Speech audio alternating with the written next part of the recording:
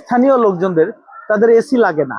5-10 হাজার আরএমবি তারা ট্যুর করে ব্যায়াম করে বিভিন্ন জায়গায় খরচ করে ভালো ট্যুরিস্ট আপনি আপনার জন্য ঘোরাঘুরি করেন, কিন্তু সেটা যদি আপনি কোনো ডকুমেন্টারি তৈরি করেন, কোনো যদি বই লেখেন, এটা কিন্তু পরবর্তী প্রজন্মের জন্য একটা অবদান হয়ে থাকবে।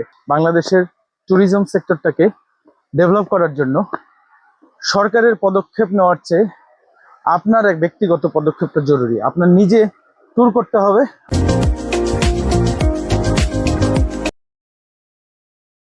হ্যালো, আসসালামু আলাইকুম। লিঙ্কন বলছিলাম। নায়াগ্রা, সরি, নায়াগ্রা জলপ্রপাত না।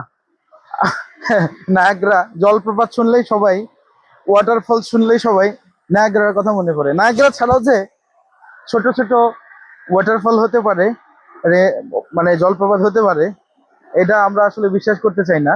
আমরা এখন যেখানে আছি এটা হচ্ছে চায়নার কুইলিন সিটি থেকে খুবই কাছে।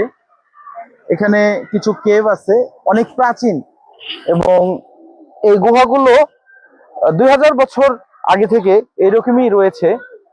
সেটাকে কিছুটা মডিফাই করে ট্যুরিস্টদের জন্য উপযুক্ত তৈরি করে এখানে সারা বিশ্ব থেকে পর্যটকদেরকে আনার যে ব্যবস্থা চাইনিজ গভর্নমেন্ট বলেন বা তাদের অথরিটি বলেন যেটা করেছে, সেটা সত্যি প্রশংসার দাবিদার। এরকম ছোট ছোট ফলস, ঝর্ণা বা জলপ্রপাত যেটাই বলেন, এগুলোর হচ্ছে স্থানভেদে নামটা ভিন্ন হয়, কিন্তু ব্যাপারটা একই। পাহাড়ের উপর থেকে পানিটা পড়তেছে, পাহাড়টা অনেক উপরে, আমরা একটু পরে যাব। পড়তে পড়তে এটা যেদিক দিয়ে যাচ্ছে, যেভাবে যাচ্ছে, যত দূর গেছে তত দূর এই ঠান্ডা পানিটা, এই শীতল পানিটা এদিক দিয়ে চলে গেছে। এখানকার লোকজনদের, এই এখানকার যে স্থানীয় লোকজনদের তাদের এসি লাগে না, তাদের আলাদাভাবে কোনো ইলেকট্রনিক্স ইকুইপমেন্ট ব্যবহার করতে হয় না জীবনযাপন করার জন্য। সব ন্যাচারাল পরিবেশে বসবাস করে এবং এই নেচারের মধ্যেই তারা বড় হয়ে উঠছে। তা আমি একটু মুখ দিয়ে আপনাদেরকে দেখাচ্ছি পানিটা কেমন। অনেক পরিষ্কার স্বচ্ছ পানি। আমরা আপনাদেরকে দেখানোর চেষ্টা করতেছি প্রতিটি পদক্ষেপ, প্রতিটি জায়গায় যে প্রতিটি সৌন্দর্য। আপনারা দেখেন এখানে অনেক চাইনিজরা যারা এটা এনজয় করে, আমরাও আসলে অত পরিশ্রম করতে পারি না, এরা নিচ থেকে এইভাবে উপরে উঠে আসছে। আমি ধরতে গেলে একটা জায়গায় ওয়েট করতেছিলাম এদের জন্য, যে তারা আসলে একটা ভিডিও করব আর কি, সেটারই রেজাল্ট হিসেবে এটুকু ভিডিও করা। হ্যাঁ, নি হাও, নি হাও, নি হাও। আমরা এখন দেখতেছি আমাদের যে টুরিস্ট গ্রুপ আছে, আমরা যে গ্রুপের সাথে আসছি সেই গ্রুপটা এই যে এখানে ড্রোন দিয়ে মানুষ ভিডিও করতেছে। যে যেভাবে পাচ্ছে ন্যাচারাল বিউটিটাকে ধারণ করার চেষ্টা করতেছে। এই যে ড্রোন শট নিচ্ছে। তারপর এই যে গ্রুপটা যাচ্ছে, এই গ্রুপটা একটা বড় গ্রুপ, কোনো অফিস থেকে আসছে। এখানে বিদেশি আমি দেখতে পাচ্ছি না, বিদেশিদের মধ্যে আমরাই দুইজন। হ্যাঁ, আমরা ফরেনার আর কি, আমরা আমেরিকানদের মতোই সম্মান পাই আর কি এখানে। এই ড্রোনের পিছনে পিছনে একটু যদি যাই তাহলে দেখতে পারবেন আপনারা যে আমি একটু এখানে নিয়ে যাচ্ছি। এই যে ড্রোনটা উপর দিয়ে উঠে গেল, যার যেরকম যোগ্যতা আছে সেই যোগ্যতা অনুযায়ী চায়নার লোকজন তার জীবনটাকে উপভোগ করে। এটা তাদের কাছে আসলেই শেখার মতো অনেক কিছু, তাদের কাছ থেকে আমরা শিখতে পারি। আমরা আমরা বাংলাদেশের যারা মানুষ আছি তাদের অনেক টাকা পয়সা হয়, কিন্তু জীবনটাকে উপভোগ করার মতো সময় থাকে না তাদের। একটা সময় গিয়ে হা হুতাশ করে মারা যায়, একটা সময় গিয়ে বৃদ্ধাশ্রমে থাকতে হয়। চায়নার সিচুয়েশনটা আলাদা। চায়নাতে হচ্ছে ছেলে মেয়ে বড় হয়ে গেলে বাবা মা আলাদা থাকে, এবং গভর্নমেন্ট থেকে যেহেতু একটা টাকা পয়সা তারা পায়, ওই টাকা পয়সাটা দিয়ে মানে বেকার ভাতার মতো বা পেনশনের মতো, যারা পেনশন পায় না তারা ইন্স্যুরেন্স করে, সেই প্রতি মাসে 5-10 হাজার আরএমবি তারা ট্যুর করে ব্যায়াম করে বিভিন্ন জায়গায় খরচ করে ফেলে। মৃত্যুর প্রহর গোনা এবং তার সাথে সাথে এই যে খরচ করে নিজেকে এনজয় করা, এটা তাদের একটা টেন্ডেন্সি, এটা তারা করে থাকে আর কি।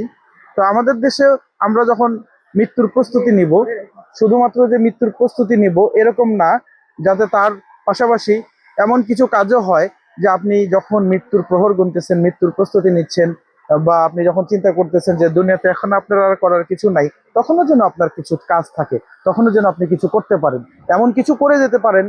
ধরেন যে আপনি খুব ভালো ট্যুরিস্ট, আপনি আপনার জন্য ঘোরাঘুরি করেন, কিন্তু সেটা যদি আপনি কোনো ডকুমেন্টারি তৈরি করেন, কোনো যদি বই লেখেন, এটা কিন্তু পরবর্তী প্রজন্মের জন্য একটা অবদান হয়ে থাকবে।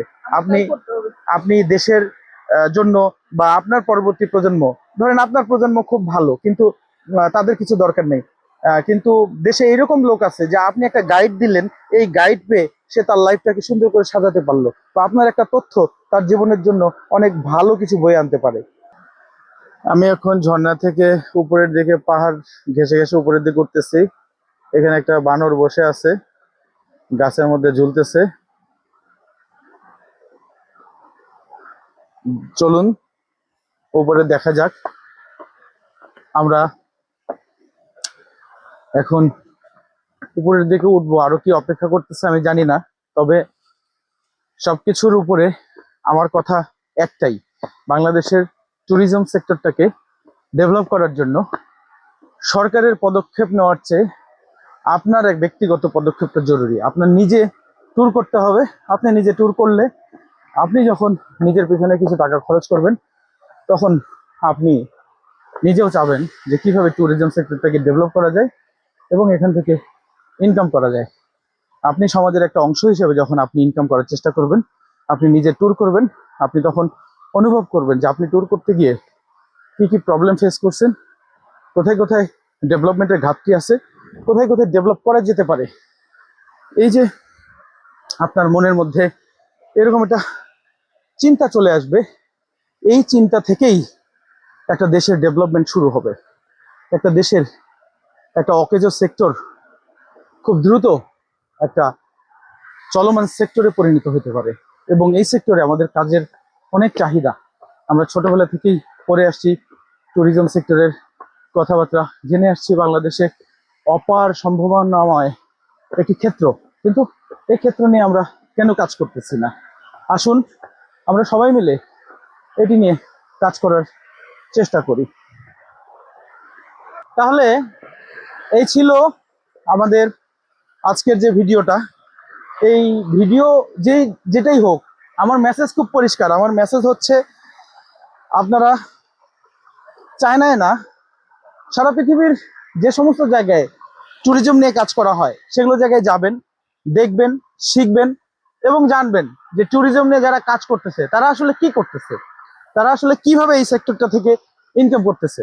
ইউরোপ, আমেরিকা বা কয়েক হাজার বছর ধরে ইতিহাস নিয়ে যারা কাজ করে তাদের দিকে না গেলাম, তার কারণ সেখানে খরচটা বেশি। কিন্তু এশিয়ার মধ্যে চায়না এত বড় একটা জায়গা এবং ট্যুরিজম নিয়ে কাজ করার অনেক সুযোগ আছে।